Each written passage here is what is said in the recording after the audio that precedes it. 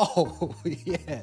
Oh yeah. Don't be surprised if the WNBA is next on his list. Yep. Don't be surprised. The controversy surrounding the WNBA has reached a boiling point as reports surface that multiple referees have allegedly testified under oath, claiming they were directed to manage optics during games, rather than officiate purely by the rulebook. These claims suggest that referees were told to protect the league's image, maintain parity, and avoid blowouts, even if that meant altering the natural flow of competition. The alleged goal was to make games appear more competitive and appealing for broadcast and sponsorship purposes. The fallout from these revelations could shake the very foundation of the league. WNBA referees, man, there has been a lot of conversations this past season in regards to the commissioner, the referees, and the injuries.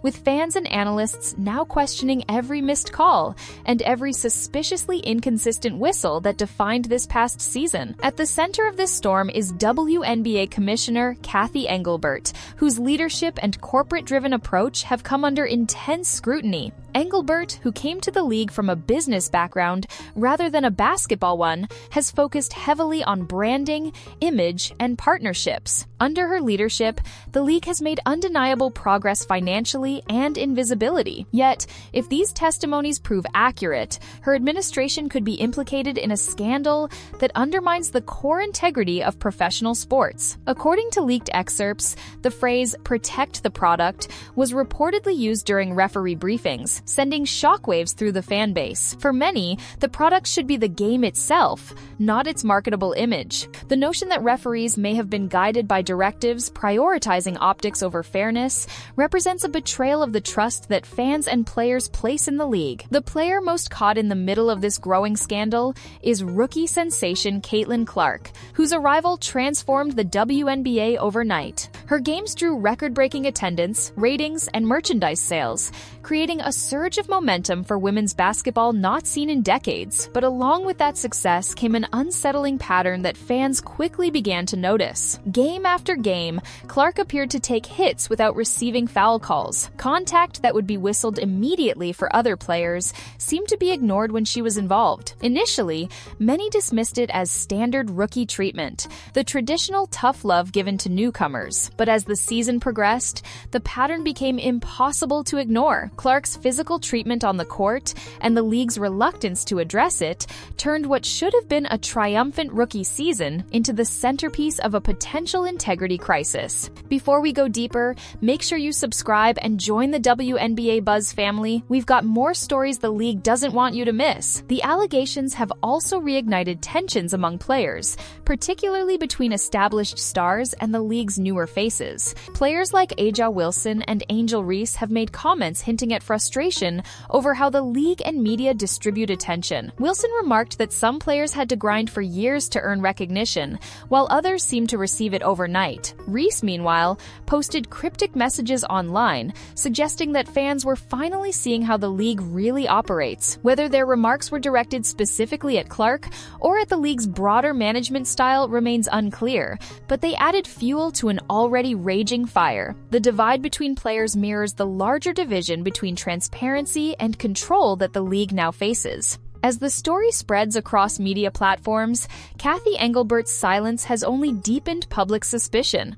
Her refusal to address the allegations publicly has been widely interpreted not as professionalism but as avoidance. Insiders have claimed that she held a closed-door emergency meeting with league officials to discuss narrative control and damage limitation once the word testify began trending online. But by then, it was too late. Sports commentators and analysts began weighing in, with figures like Stephen A. Smith calling the situation potentially catastrophic if the allegations proved true. Fans flooded social media, demanding transparency and accountability. What had begun as whispers about inconsistent officiating quickly evolved into a conversation about the ethical foundation of the entire league. The comparisons to past sports scandals have come swiftly. Analysts have pointed to the NBA's infamous Tim Donaghy case in the 2000s, where one referee's gambling and manipulation of of games nearly destroyed the league's credibility. If the WNBA were to face even a fraction of such allegations being proven true,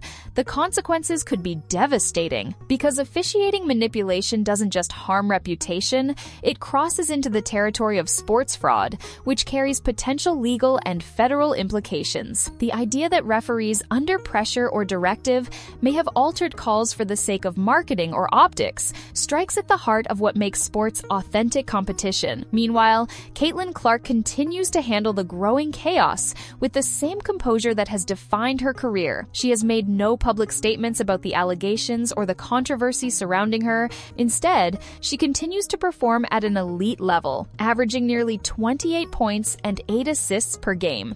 Every arena she enters sells out, and every game she plays becomes a cultural event. Her silence, far from making her seem detached, has only amplified her image as a disciplined professional who lets her performance speak for itself. Fans have rallied behind her not just because of her talent, but because she has become a symbol of fairness and integrity in a league now accused of compromising both. What makes this entire situation particularly volatile is that it extends far beyond one player or one season. It reflects a system built on hidden agendas, corporate control, and an overemphasis on optics at the expense of transparency. Caitlin Clark's rise didn't create these problems, it exposed them. Her presence and the attention she draws simply made it impossible for the league to hide behind old structures and outdated methods of control. Now, the WNBA stands at a crossroads. It must decide whether to double down on image management or to embrace accountability and reform. The fans who have invested emotionally in this sport are demanding truth,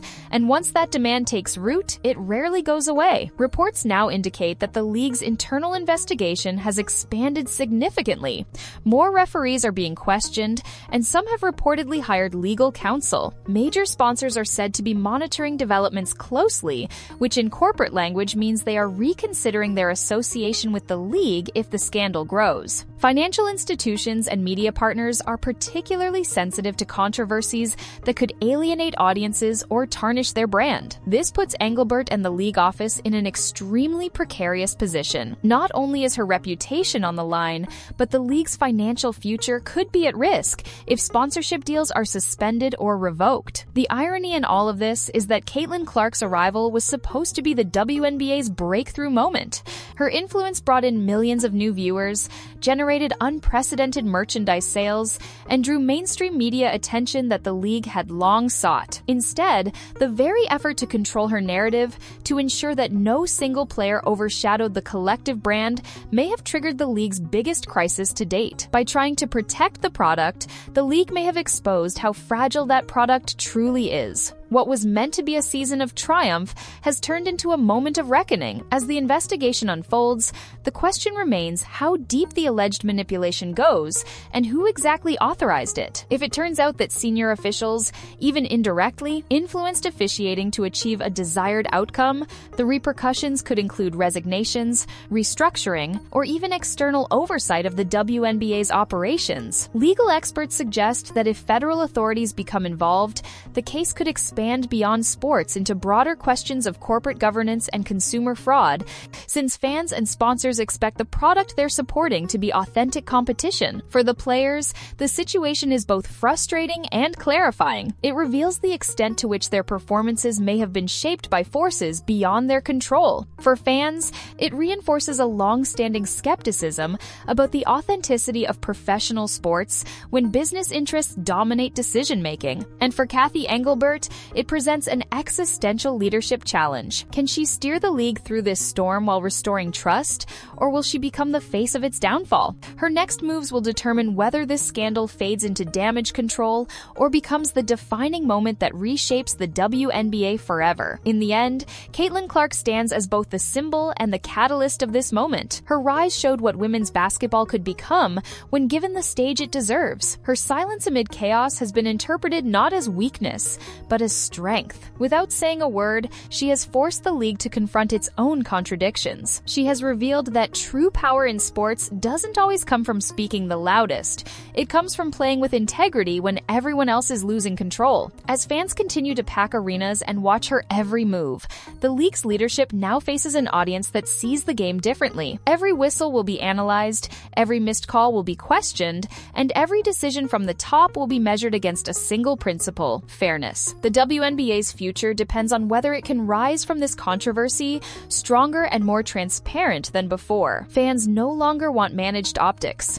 They want authenticity. They want to believe that when they cheer, their cheers are for a game decided by skill and heart, not corporate manipulation. The referee's alleged confessions may have exposed uncomfortable truths, but they have also opened the door for change. If the league listens, it might still turn this crisis into an opportunity for rebirth. But if it continues to hide behind silence and branding, it risks losing the very trust it worked so hard to earn. What began as a scandal about officiating has become a test of the WNBA's soul. And as this story continues to unfold, one thing is certain: the eyes of the sports world are watching, and this time they won't look away.